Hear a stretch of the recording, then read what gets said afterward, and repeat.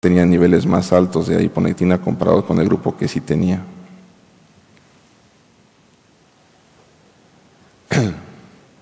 Lo mismo, estudios de mortalidad en cuanto a... Estudios de mortalidad en cuanto a... En cuanto a concentraciones de adiponectina y el desarrollo de eventos fatales, ¿no? Sobre todo en pacientes en diálisis y eventos de cardiopatía isquémica. A mayores niveles de adiponectina, menores eventos en pacientes que no tenían placa de ateroma carotidio y en pacientes que sí tenían este hallazgo.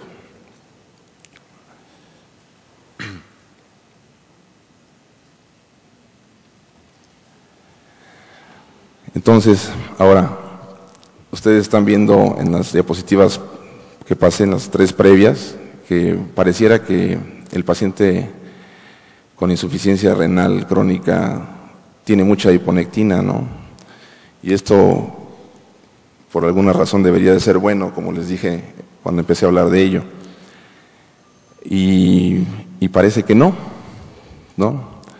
Vean ustedes, un paciente con función renal normal tiene estos niveles, comparado con un paciente que está en un estadio 5 o con una insuficiencia renal avanzada, tiene muchos más mayores de adiponectina.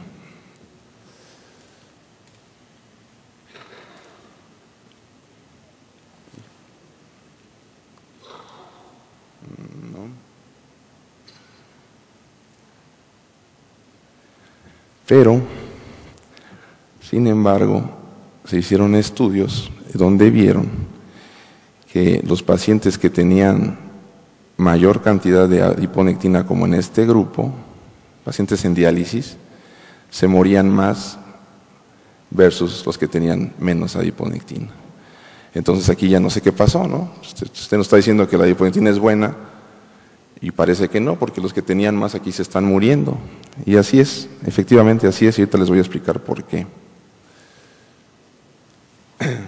Resulta que la adiponectina tiene 2 formas, una de bajo peso molecular y otra de alto peso molecular, y la más biológicamente activa es la de alto peso molecular. Entonces se hicieron la pregunta a los investigadores y pensaron, no, pues seguramente tienen mucha adiponectina, pero esa adiponectina que no sirve, ¿no? Es de bajo peso. Hicieron los análisis y vieron que no, que era adiponectina de alto peso molecular. Y luego dijeron, bueno, entonces, ¿qué es? Otros pensaron, no, pues seguramente sí hay mucha adiponectina, pero los receptores están regulados a la baja por algún mecanismo no conocido y entonces por eso no actúa. Hicieron estudios y tampoco fue eso. Y la hipótesis más fiable, se cree que hay una disminución en el metabolismo y en su excreción por la misma falla renal, y entonces se van acumulando concentraciones de adiponectina no necesariamente funcionales. De tal forma que, como dije en la primera diapositiva de la adiponectina, su papel en el síndrome metabólico no es tan fácil de entender, y mucho menos en el contexto de un paciente con insuficiencia renal. Los mecanismos de daño renal implicados con obesidad y otros rasgos del síndrome metabólico son que genera hiperfiltración glomerular, alteraciones metabólicas como obviamente la resistencia a la insulina, inflamación, hipertensión arterial, dislipidemia, disregulación del sistema renina-angiotensina-aldosterona, disfunción endotelial. Esto genera glomerulosclerosis y finalmente daño renal. Ahí no trajo nada. Hablando más de la fisiopatología, quisiera decirles que esa glomerulosclerosis lo primero que genera es una expansión mesangial, microalbuminuria, engrosamiento de la membrana basal, proteinuria, glomerulosclerosis e insuficiencia renal crónica. Esta gráfica es buena porque podemos ver cómo evoluciona la microalbuminuria de acuerdo a los estratos de edad en años, sin enfermedad, con hipertensión y no se diga con diabetes.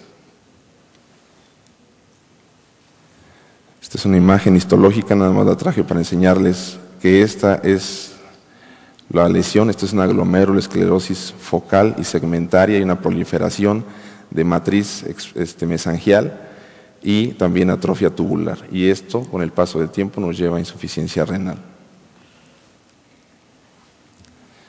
Esta gráfica quiero que también la lleven en su mente, decirles de lo que les hablé al principio. Es un problema enorme. Esta es una proyección de crecimiento de población en diálisis, tanto en Estados Unidos como nosotros. Para el año 2015 tendremos 99,000 pacientes en diálisis, ¿sí? Vean ustedes la línea verde, es cómo se piensa, cómo se tiene el crecimiento o cómo ha crecido el trasplante renal en México, que se ha mantenido prácticamente plano comparado el crecimiento de pacientes con falla renal crónica que necesitan una terapia sustitutiva.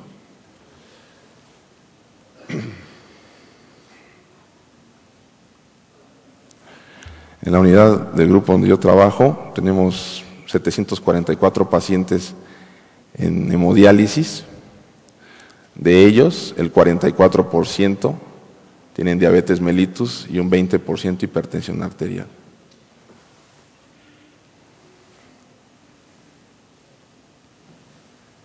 ¿Qué implicaciones terapéuticas tiene todo ello? Primero que nada, decirles que hay que hacer labores de prevención, que este foro es un buen momento para decirlo y para señalarlo y felicitarlos por estar aquí. La otra, realizar acciones de detección importantes, todas las que le han dicho los diversos ponentes que me han antecedido y que me sucederán. Y el consejo que puedo dejarles a ustedes es identificar un factor que es muy importante para nosotros los nefrólogos, la microalbuminuria. Si los médicos de todas las especialidades, médicos generales y todo el mundo nos dedicamos a detectar una lesión de daño renal muy temprana, muy precoz, el pronóstico de esos pacientes se modifica enormemente. Además de otras acciones como vigilar la creatinina sérica, detectar o no retinopatía, investigar otras causas de patología renal, control glucémico, evitar el tabaquismo, evaluación de perfil de lípidos, tratamiento estricto de la hipertensión arterial, evaluación de enfermedad isquémica miocárdica, etc. Esto es importante también mencionarlo. Manejo con fármacos. De estos quisiera nada más rescatar los ARA2.